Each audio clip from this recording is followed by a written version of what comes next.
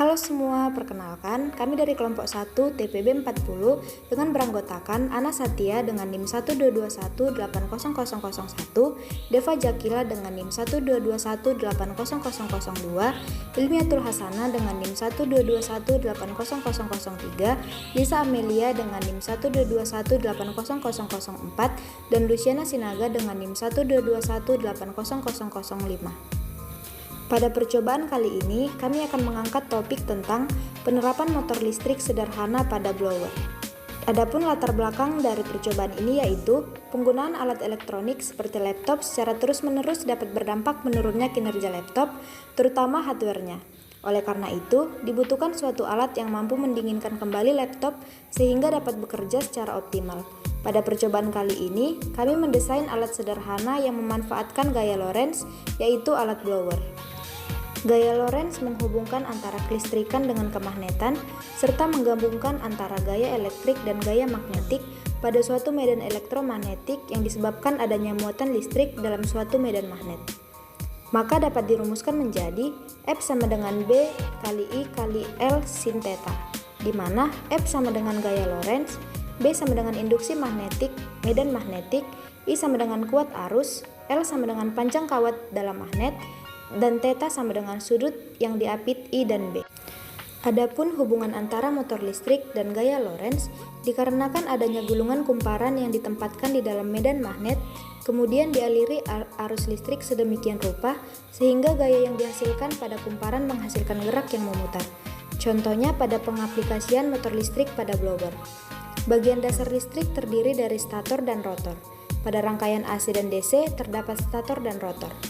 Motor listrik dibagi menjadi dua, yakni AC dan DC.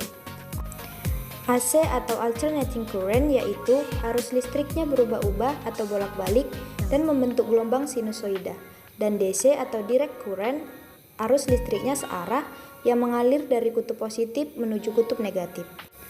Dan pada percobaan ini menggunakan tegangan searah pada kumparan medan yang diubah menjadi energi mekanik, arus listrik pada medan magnet yang akan memberikan gaya. Kawat tembaga membawa arus pada lingkaran dan dikatakan sebagai loop. Lalu kedua sisi loop pada bagian kanan medan magnet menghasilkan arah yang berlawanan, sehingga pasangan gaya menghasilkan tenaga putar atau torsi untuk memutar kumparan.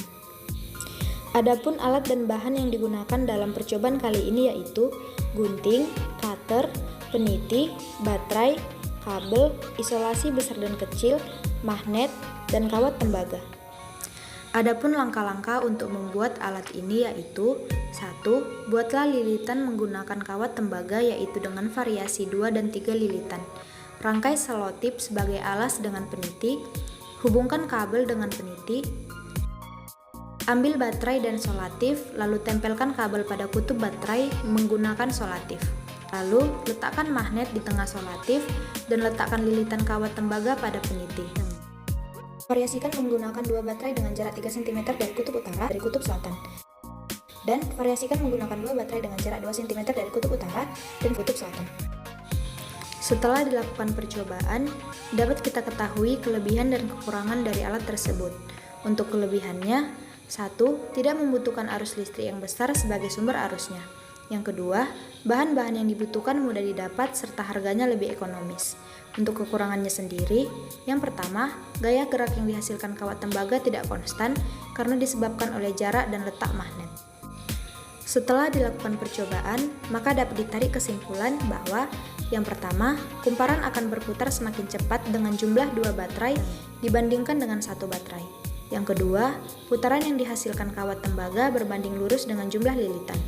Jarak medan magnet mempengaruhi gaya putar yang dihasilkan kawat tembaga.